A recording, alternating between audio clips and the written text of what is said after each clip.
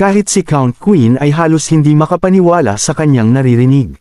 Patuloy si Andrea sa pagpapaliwanag na maaaring nasabi na ni Otto sa kanila ang tungkol sa mga pagsisikap ng simbahan na ihanda ang tinatawag nilang apokaliptikong digmaan, ngunit iyon ay simula pa lamang. Ibinahagi ni Andrea sa Count na ang mismong labanang ito ay nagaganap na pala sa loob ng 1,000 taon. Pagkatapos, ikinwento niya ang kasaysayan. Nang matapos siya, halos mawalan na ito sa kanyang sarili. Kahit ang kanyang sariling kaharian o ang 3 iba pang pangunahing kaharian ay tila napakaliit at walang kwentang bahagi lamang ng mundo. Hindi niya maisip na 2 beses nang natalo ang mga tao, at kung mabibigo sila muli, nangangahulugan ito ng ganap na pagkalipol. At gayunpaman, si Roland Wimbledon ay nagkaroon ng lakas ng loob na akuha ng responsibilidad na pangunahan ang sangkatauhan upang hamunin ang kaaway na ito na tila imposibleng talunin. Hindi niya maisip kung gaano kalaking tapang ang kakailanganin nito. Ang pag-iisip pa lang tungkol dito ay nagpang-inag na sa kanya. Hindi niya maintindihan kung bakit ito ginagawa ni Roland. Ano ba talaga ang kanyang makukuha dito? Hindi ba siya natatakot na mabaigo? Wala ring sagot si Andrea, ngunit naalala niya ang isang bagay na minsan ay nabanggit ni Tilly. Bagamat hindi talaga naintindihan ni Andrea ang kahulugan nito, interesado ang Count na malaman ang sinabi ng prinsesa. Lumalabas na ipinagpalagay ni Tilly na hindi ito ginagawa ni Roland para sa sangkatauhan, kundi parang ginagawa niya ito para sa kanyang sarili. Parang naghahanap siya ng bago at kapana-panabik na hamon, na parang ang iba ay nakikinabang lamang sa pamamagitan ng pagkakataon. Sandaling nanahimik ang Count, nawalan ng sasabihin. Nang makapagpasya na siya, gusto niyang malaman kung ano ang inaasahan sa kanya. Gusto ba ni Roland na lumaban siya?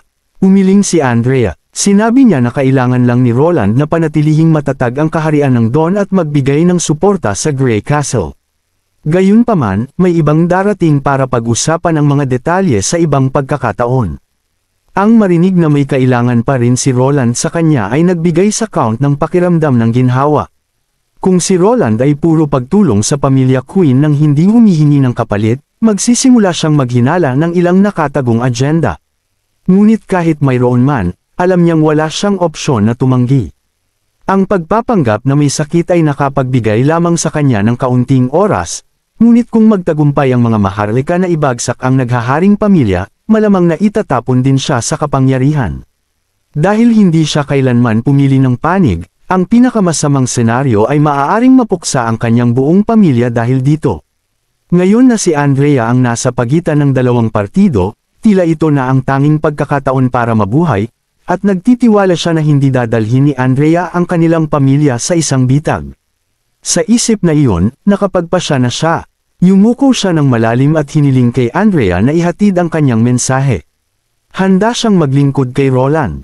Gayunpaman, kung ang mga puwersa ni Roland ay mag-sneak in sa lungsod, naisip ng Count na aabutin ng ilang buwan ang paghahanda, ngunit wala si Andrea na ganoong plano. Dahil sumang-ayon na ang Count, maaari na silang magsimula kaagad. Lumalabas na hindi gusto ni Roland ang isang tahimik na pagpatay sa politika, gusto niyang wasakin si Anpian sa harap ng lahat, upang wakasan ang kanyang pamumuno ng lubusan na kahit ang mga pinakaambisyosong maharlika ay walang pagpipilian kundi tanggapin ito. Ang Count, gayunpaman, ay medyo nag-aalinlangan. Maaari ba talagang may seguro ang ganoong bagay ng walang tamang pagpaplano? Ngumiti lamang si Andrea na nagsasabi sa kanya na baka nakalimutan na niya kung paano siya nakarating dito sa unang lugar. Nag-isip ang Count sandali. Hindi lamang nabigo ang kanyang mga gwardya na pigilan siyang makapasok, kundi ang katotohanan na nakalusot sila dito nang hindi napapansin. Mabilis na naalala ng Count ang nabanggit ng butler tungkol sa mga tinatawag na kaibigan ni Andrea. Malinaw na hindi siya pumasok mag-isa sa mansion. Imposibleng makalusot siya sa lahat ng mga gwardya ng mag-isa, lalo na't armado sila ng Judgment Stone. Pero paano niya ito nagawa? Nadarama ang kanyang mga pagdududa, tiniyak sa kanya ni Andrea na mas mabuti kung personal niyang makilala ang mga ito. Ngunit sa ngayon, ang gawain ng pamilya Quinn ay ang gumawa ng eksena, upang matiyak na ang buong atensyon ng kabiserang lungsod ay mapunta sa kanila. Sa ganoong paraan, walang pagpipilian si Anpian kundi ang humarap at harapin ang sitwasyon. Ang eksena ay lumipat kay Otto. Mukhang wala siya sa mabuting kalagayan, ngunit kahit sa kanyang mahinang kalagayan, naririnig pa rin niya ang usapan ng mga gwardya sa hallway. Tila, isang tropa ng mga performer ang nanunuya kay Otto sa mga tarangkahan ng kastilyo. Hindi mapigil ang balikan ng mga gwardya kung paano, noong mga unang panahon, ang mga taong iyon ay agad na mapupunta sa mga isda sa ilog dahil sa ganoong kawalang galang sa anak ng Count, ngunit ngayon, ang mismong taong ito ay nakakulong sa isang piitan, at ang hari mismo ang nagpadala sa kanya dito. Nang daron ng mga performer ang pagkain ni Otto, hindi na ito itinago ng mga gwardya at naisip pa nila na ito ay lubos na nararapat. Hirap na bumangon si Otto. Inilagay nila ang pagkain sa mesa sa kanyang harap, na casual na binabanggit na babalik sila bukas para palitan ng mga kandila, dahil tila nakalimutan ng Katie wala na magdala ng mga bago ngayon. Hindi tumugon si Otto. Isang matinding lungkot ang bumalot sa kanya. Mula sa usapan ng mga gwardya, naintindihan niya ang nangyari. Marahil ay nakasalubong ng mga clown ng circo ang mga gwardyang naghahatid ng kanyang pagkain, at sa pagtatangkang magustuhan ni Anpian, dinuraan nila ang kanyang pagkain. Ngunit ilang araw na si Otto na walang maayos na pagkain. Habang nag-aalangan siya, nagsimulang maging itim ang lugaw sa loob ng mangkok. Iminulat niya ang kanyang mga mata at maingat na inilift ang mangkok, sinusubukang tiyakin na hindi siya nag-iilusyon. Talagang naging itim na itim ang lugaw. Gayunpaman, ang pagbanggit sa mga clown ng circo ay nag-trigger ng isang alaala. Sa isang nakaraang pag-uusap kay Hill, nabanggit niya ang kanyang mga araw bilang isang performer ng circo. Isang pagkakataon noong mga araw na iyon ang humantong sa kanya kay Roland. Ipinakita pa ni Hill kay Otto ang isang trick na tinawag niyang octopus trick. Kahit papaano, nagawa ni Hill na maging itim ang tubig sa harap mismo ni Otto. Namangha siya noon nang biglang umitim ang tubig, ngunit simula pa lamang iyon. Ipinakita rin ni Hill sa kanya ang isa pang trick. Kumuha siya ng isang manipis na piraso ng sutla, na mukhang blanco, ngunit nang isawsaw niya ito sa tubig at patuyuan sa apoy, ang pangalan ni Hill ay misteryosong lumitaw sa tela. Naaalala iyon, dali-daling inabot ni Otto ang lugaw, naghahanap ng isang bagay. Nang sa wakas ay mahawakan ng kanyang mga daliri ang isang manipis na piraso ng sutla, mabilis niya itong inilagay sa ibabaw ng halos patay na kandila, at pagkatapos ng ilang sandali, nagsimulang lumitaw ang mga malabong salita sa sutla. Huwag kang mag-alala, nandito ako. Samantala, sa palasyo, galit na itinulak ni Anpian ang babaeng nasa kanyang mga bisig at tumayo. Na ang muka ay halatang galit. Hindi siya makapaniwalang narinig niya na ang kanyang pinagkakatiwalaang punong ministro ay nagsimula ng isang paghihimagsik. Muli, humingi siya ng kumpirmasyon. Ito ba talaga ay isang paghihimagsik? Hindi lang ba ito isang taktika para makakuha ng pabor sa mga idiot sa labas ng kabisera?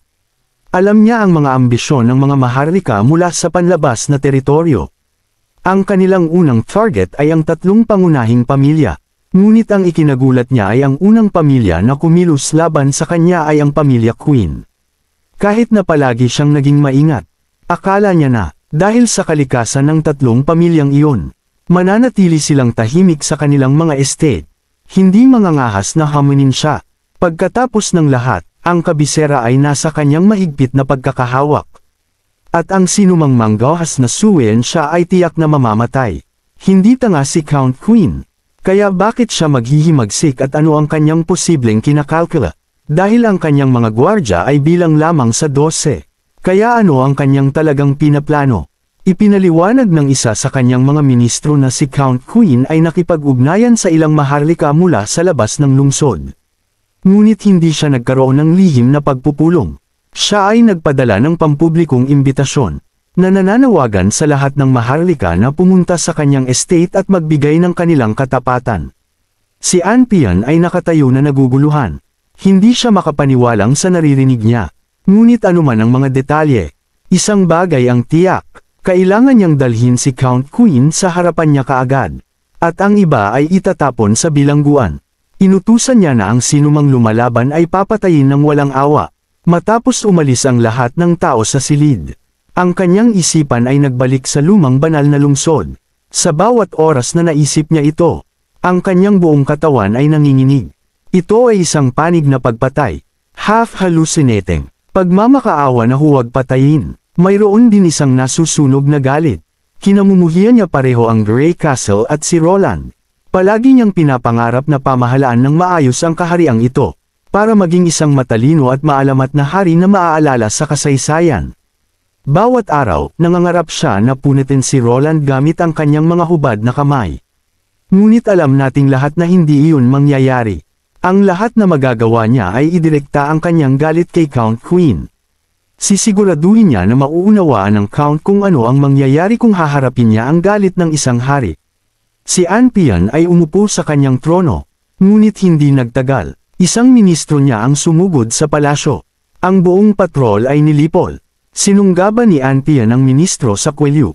Tinanong niya kung ito ay isang bitag o kung may nakatagong mga gwardya sa mansyon. Pagkatapos ipinaliwanag na ang mga taong iyon ay baliw. Sila ay armado ng anumang bagay na mahanap nila. Mga kutsilyo sa buto. Ang kanilang buong squad ng patrol ay nasira. Nang marinig ni Anpian na mayroon lamang 7 kalaban ang kanyang galit ay tumindi. Marahas niyang itinapon ang ministro sa sahig. Nagsasabing ang patrol ay may 200 lalaki. Paano sila maaaring matalo ng isang dakot ng mga baliw? Kahit na sila ay 200 freaking pigs, hindi sila matatalo ng napakabilis. Ang ministro ay nanginginig ng hindi mapigilan, na nauutol habang tinatawag silang mga halimaw. Nagsasabi na hindi sila tao.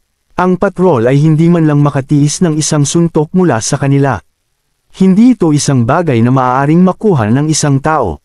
Ang isip ni Anpian ay agad na tumalon sa 2 dalisay mula sa simbahan na nakasagupan niya. Noon, ginawa ba ni Count Queen ang isang alyansa sa simbahan? Tumaas ang galit niya habang tinatawag ang kanyang knight captain. Nakaluhod sa isang tuhod, naghihintay ng mga order. Inutusan siya ni Anpian na tipunin ang bawat mercenary sa kabisera. Armasan sila ng mga crossbow at sunugin ang estate ni Count Queen hanggang sa lupa. At ayaw niya nang may makakaligtas. Nagatubili ang knight captain. Tinuturo na ang estate ay nasa panloob na distrito. At ang pagsunog nito ay maaaring humantong sa hindi mapigilan na pagkawasak. Ngunit pinutol siya ni Anpian, na sinasabi na kung hindi niya masusunog si Count Queen, hindi na siya babalik. Tumaas ang boses niya sa isang hysterical pitch habang ang kanyang mga kamao ay nakakuyong ng napakasikip na ang kanyang mga kuko ay tumusok sa kanyang mga palad. Alam niya na kahit na ang Army of God punishment ng simbahan ay hindi kakayanin ang isang pagkakataon laban sa napakaraming bilang na may armadong crossbow. Ang sinumang nakikipagsabuatan sa simbahan ay kailangan mamatay. Tinipon ng kapitan ng kabalyero ang kanyang mga tauhan at nagmarcha patungo sa mansyon ni Count Queen. Ngunit habang sila ay papunta sa pangunahing daan, nakasalubong nila ang isang grupo ng mga performers. Nang tanungin niya kung sino sila, ang pinuno ng grupo ay ngumiti lamang at sinabing sila ay isang dumaraang grupo ng Circo. Sa mismong sandali na iyon, ang mga clown ay naglabas ng mga dagger at sumugod sa mga sundalo. Kinabukasan, ang Capitol Square ay abala sa mga tsismis na kumakalat na parang apoy sa mga lansangan at eskinita. Nalaman ng mga tao na daan-daanang namatay sa gutom sa mga slum noong nakaraang taglamig dahil ang mga bukirin sa labas ng lungsod ay pinagsamantalahan, at ang mga magsasaka mula sa mga bayan sa labas ay inutusan ng hari at sapilitang isinama sa hukbo upang lumaban sa banal na lungsod, kung saan naroon ang karamihan ng hukbo. Ang lahat ay nag-uusap, nagtatanong sa kanilang sarili ng parehong tanong, sino ang dapat nilang suportahan ngayon.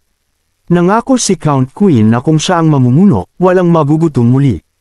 Ngunit isang bagay ang malinaw sa lahat, ang revolusyon ay paparating na. Sa anumang paraan, ang mga pangyayari sa labanan kagabi ay mabilis na kumalat sa buong lungsod, kasama ang talumpati ng punong ministro.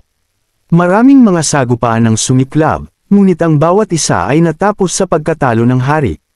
Sa loob ng kastilyo, si Anpian, na galit, ay inilaglag ang lahat ng bagay sa kanyang desk, na nagdulot ng pagbagsak ng mga papeles at bagay sa sahig.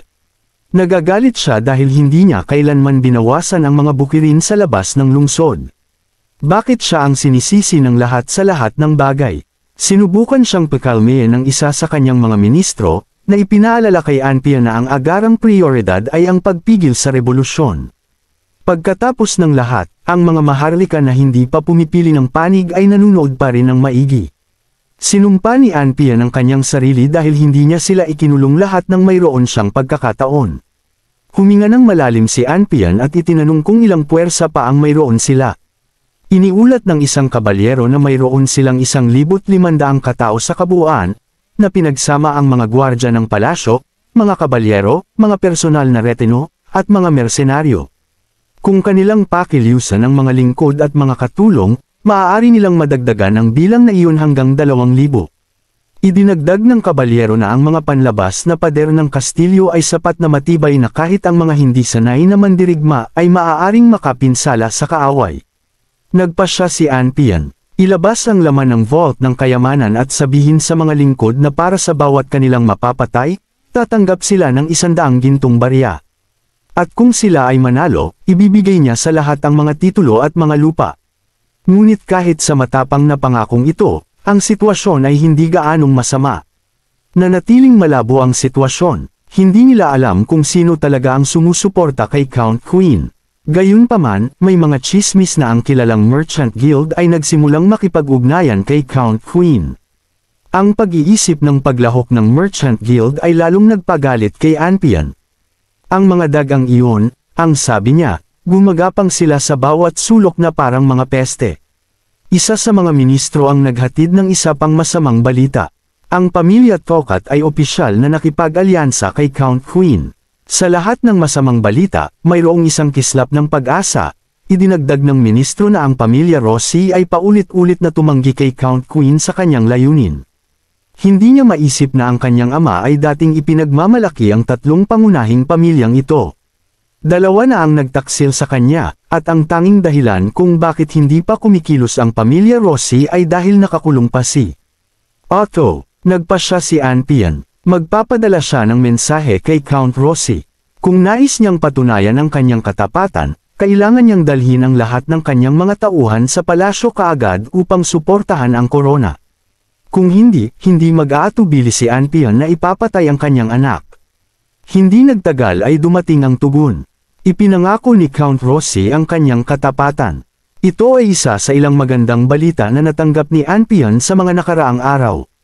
Pagkatapos, isang plano ang nagsimulang mabuo sa kanyang isip.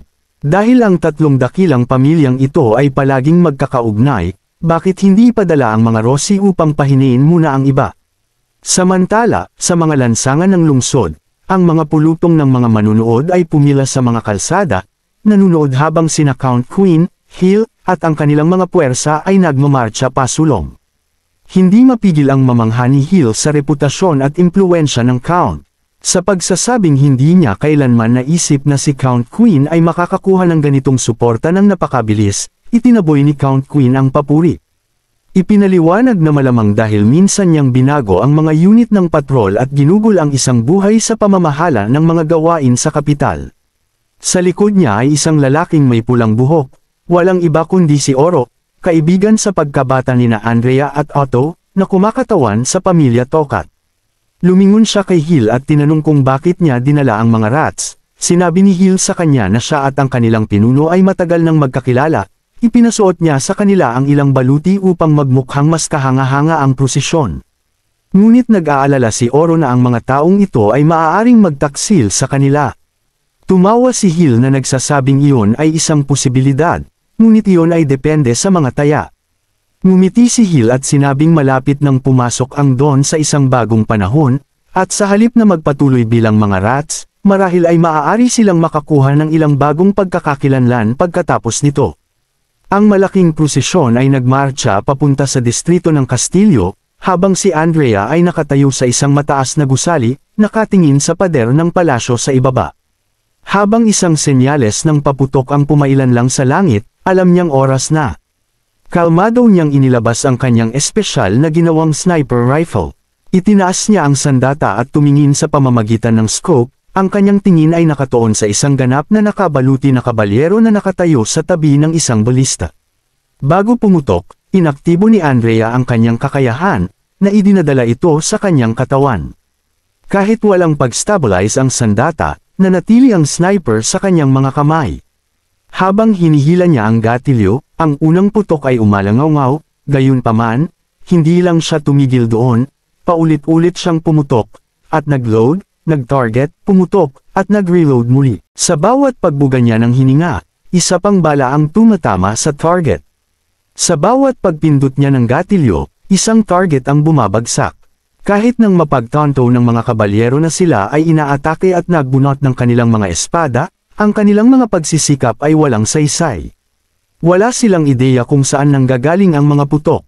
Sa bawat pagtatangka nilang magtipon o maghanap sa sumasalakay, sila ay tinatamaan ng isang tama na bala. Sa loob ng 1 minuto, ang mga katawan ay nakakalat sa mga pader. Ang mga nakaligtas na kabalyero ay nagunahan sa pagtatago. Ang isa sa kanila ay malinaw na isang opisyal, na sumisigaw ng utos. Alam niya na may isang mangkukulam sa malapit. Naniniwala siya na kung mananatili sila sa likod ng mga pader, maiiwasan nilang tamaan ng bala. Inutusan din niya sila na ilabas ang mga pana na may judgment stone, at magpaputok ng walang humpay sa lahat ng direksyon. Ang mga kabalyero ay nagtago sa likod ng bawat masisilungan na kanilang makita, na nagpapakawala ng mga pana sa hangin. Ngunit sila ay masyadong malayo kay Andrea para magdulot ng anumang tunay na banta. Sa karamihan ng mga kaaway na nagtatago, naging mas mahirap na tamaan ang kanyang mga target. Mabilis na pinag-isipan ni Andrea ang kanyang mga opsyon. Naalala niya ang mga pangkat ng artillery mula sa unang hukbo. Kaya inayos niya ang anggulo ng kanyang rifle at muling ginamit ang kanyang kakayahan, ngunit ito ay binaril paitaas. Ilang segundo ang lumipas, ito ay bumaba patungo sa commander na kabalyero. Ang unang bala ay tumama sa pader, na bumanda sa kanyang helmet. Nang tumayo siya para magutos muli, ang pangalawang putok ay tumagos sa kanyang leeg. Nakita ni Andrea ang mga natitirang kabalyero na tumatakas sa takot, at siya rin ay pagod na. Ang kanyang mahikal na enerhiya ay lubos na naubos ng matinding pamamaril. Ang mga pader, na halos desyerto na ngayon, ay naging madaling biktima para sa mga mangkukulam ng tekira. Nagbato sila ng mga grappling hook sa ibabaw ng mga pader, at sa ilang sandali, lahat sila ay umakyat sa mga pader, nagbunot ng kanilang mga sandata, at nagsimula sa kanilang brutal na pagpatay sa mga tumatakas na sundalo. Ang depensa ay lubos na gumuho habang ang mga mangkukulam ay bumababa mula sa mga pader at sumugod. Sa mismong sandaling iyon, sa kanilang sorpresa, ang pamilya Rossi ay opisyal na sumama sa hukbo ni Count Quinn. Si Anpian, na nanunood sa lahat ng nangyayari mula sa kanyang silid, ay lubos na galit na ngayon. Sinumpa niya si Count Rossi bilang isang taksil at nanumpa na pupukse ng kanilang buong pamilya. Ipinatawag niya ang kanyang mga ministro, ngunit ang kanyang punong bantay ay naghatid ng nakababahalang balita. Ang mga ministro ay tumakas na at hindi naniniwala ang bantay na babalik pa sila. Si Anpian ay nalito sa una, kaya ipinaliwanag ng bantay. Si Anpian ay sumabog sa galit, sinumpa silang lahat bilang mga taksil at sinisi sila sa pagkawasak ng kanyang kaharian. Sinubukan siyang pakalmayan ng kapitan ng bantay, na nangangako na ang mga tumakas ay haharap sa kanilang mga kahihinatnan sa takdang panahon. Ngunit sa ngayon, dapat silang umatras. Kung hindi sila tatakas ngayon, huli na ang lahat. Ngunit tumanggi si Anpian na umalis pa. Mayroon siyang isang huling bagay na dapat gawin. Gusto niyang makita ang mga taksil na nagdurusa muna. Inutusan niya ang bantay na dalhin sa kanya ang ulo ni Otto bilang huling gawa ng paglaban. Umalis ang punong bantay papunta sa piitan. Nang mag-isa sa kanyang silid, si Anpian ay bumagsak sa kanyang trono. Alam niyang nawala na ang lahat sa kanya. Matagal siyang nakatingin sa kanyang mga kamay, nararamdaman ang bigat ng kanyang pagkabigo at pagkakanulo. Ngunit hindi na bumalik ang punong bantay.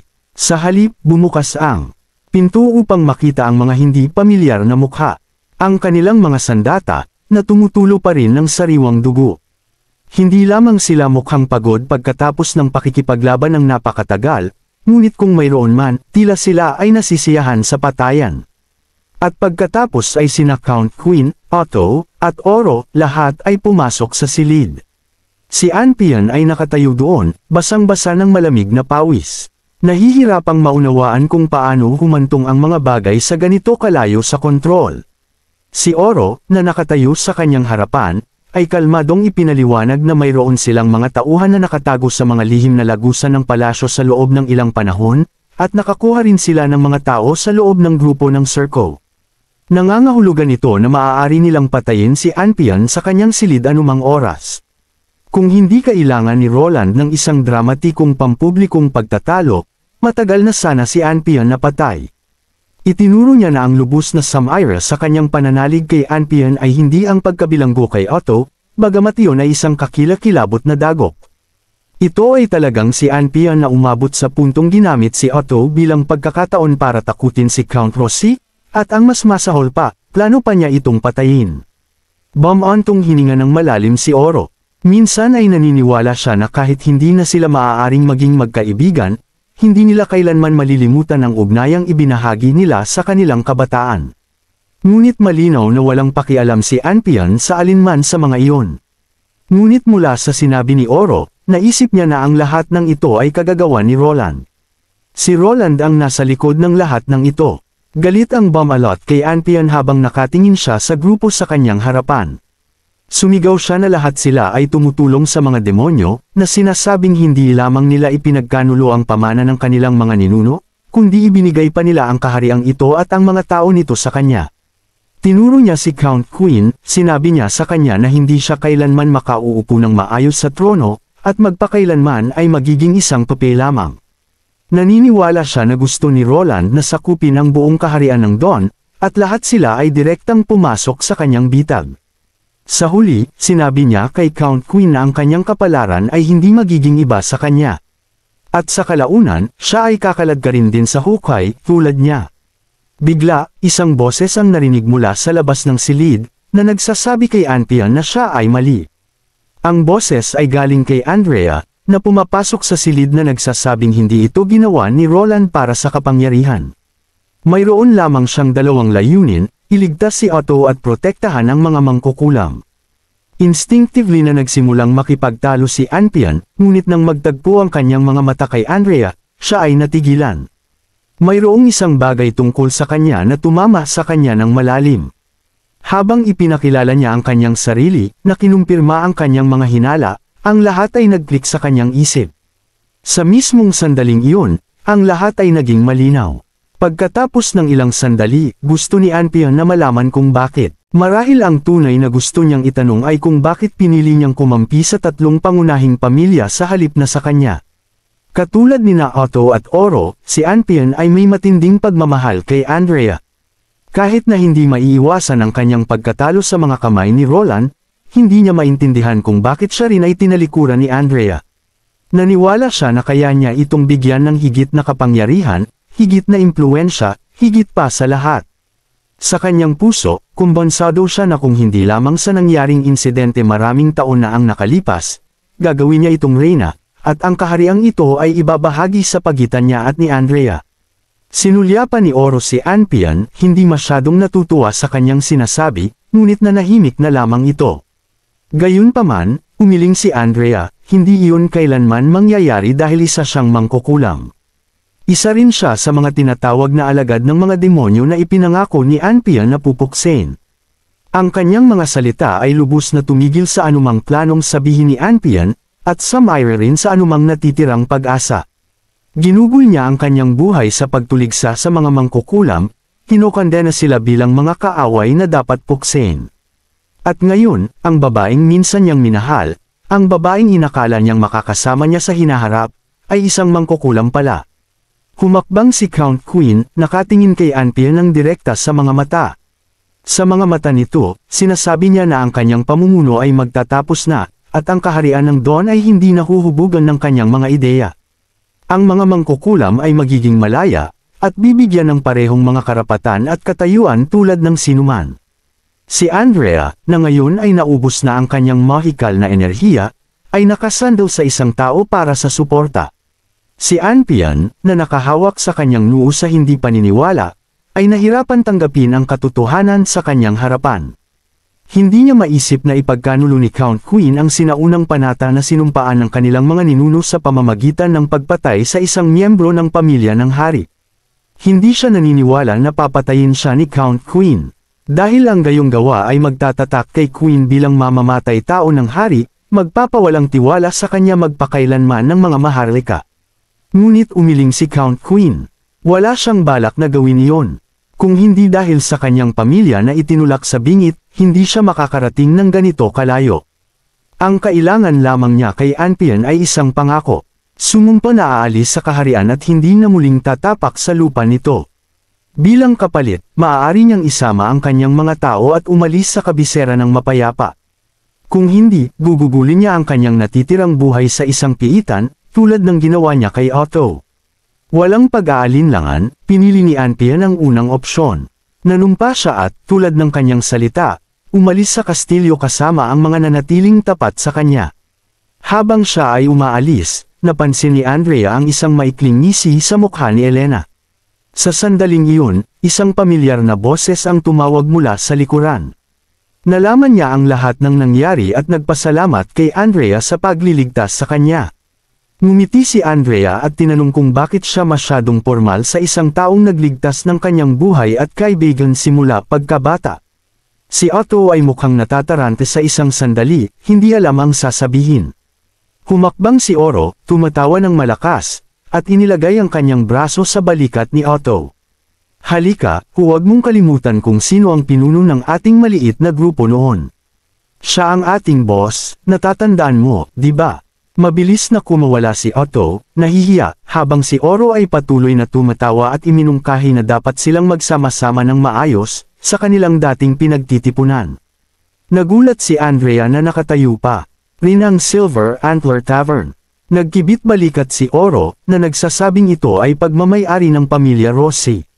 Sigurado, ang pamamahala ay di gaano maganda, ngunit hindi ito sapat na masama upang magsara. Pagkatapos ay umalis siya, na nagpas siyang mauna at maghanda para sa party habang binibigyan sina Andrea at Otto ng oras na mag-usap. Ang babaeng kabalyero na tumutulong kay Andrea ay yumukod at kumandat ng mapaglaro bago umalis. Gayunpaman, nakaramdam si Otto ng kaunting pagkakahiya, hindi sigurado kung paano magsimula. Iminungkahi niya na maglakad-lakad sila.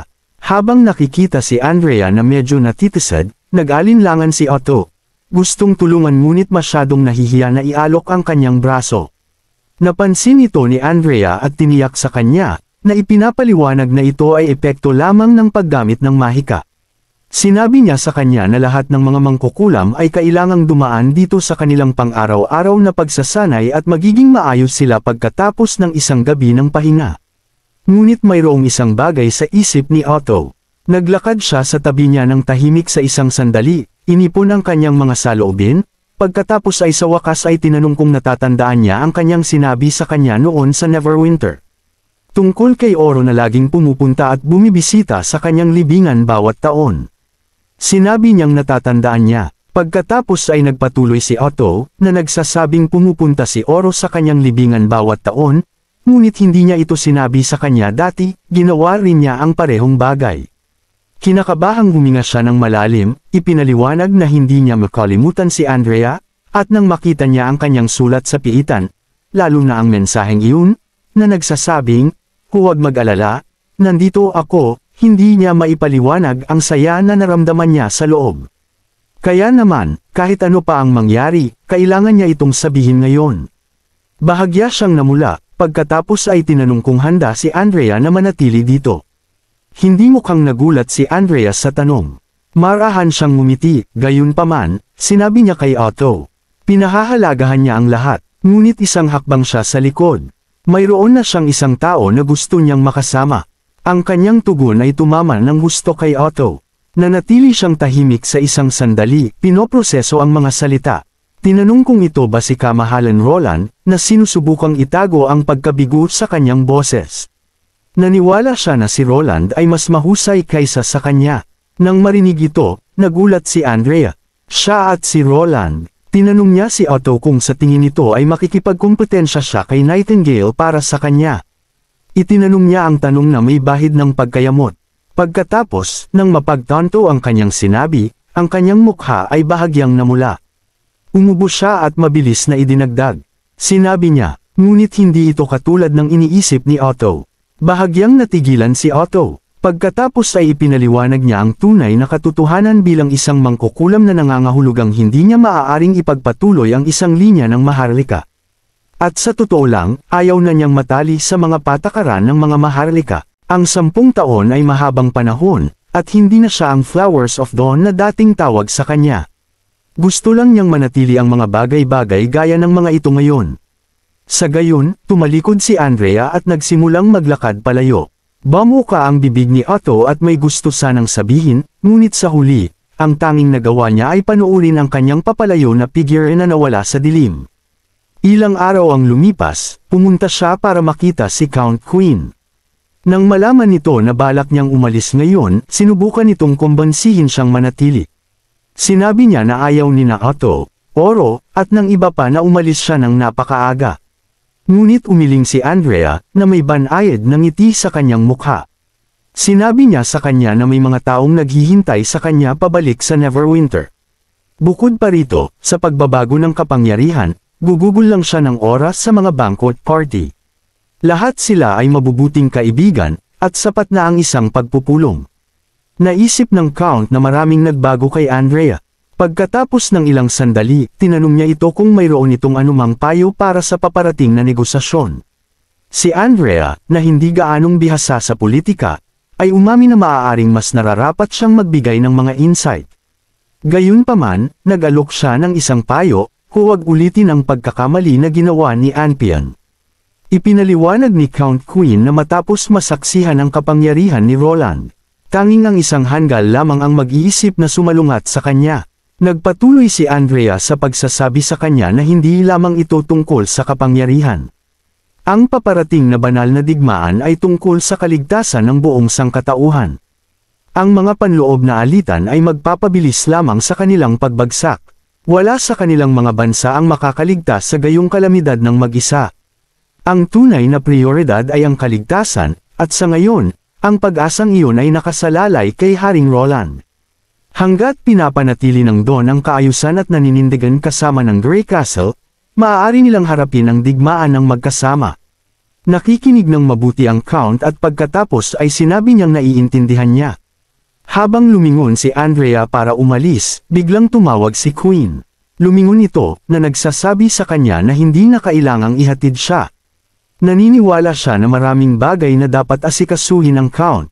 At hindi niya kailangang mag-alala tungkol sa kanyang kaligtasan dahil ihahatid siya ng mga Tikiri Witch pabalik sa Neverwinter. Umiling ang Count, hindi yun ang ibig niyang sabihin. Nagkaroon ng maikling pagtigil, at pagkatapos, halos pabulong, sinabi niya. Paumanhin, anak ko, napakaraming bagay ang gusto niyang sabihin, napakaraming kaisipan ang itinago niya sa loob. Gusto niyang ipaliwanag ang kanyang sarili, para sabihin sa kanya ang lahat ng kanyang itinago sa mga nakaraang taon. Ngunit lumipas na ang panahon, at ngayon ang mga salitang iyon ay parang mahihinang dahilan.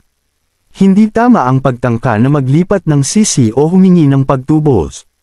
Gayunpaman, habang nakatingin siya kay Andrea, naisip niyang nakita niya itong nakangiti.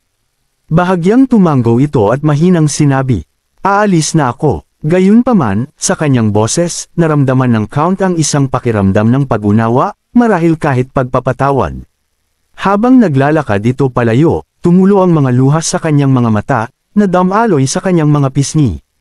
Nakatayo lang siya doon, nakikinig sa papalayo na tunog ng kanyang mga yapak hanggang sa tuluyang nawala ang mga ito. Samantala, isang barko ang umalis sa daungan ng Dawn, dala si Anpian, na nakaupo sa tabi ng bintana, nakatingin sa mga tubig sa labas. Naisip niya kung paano sana ang mga bagay-bagay.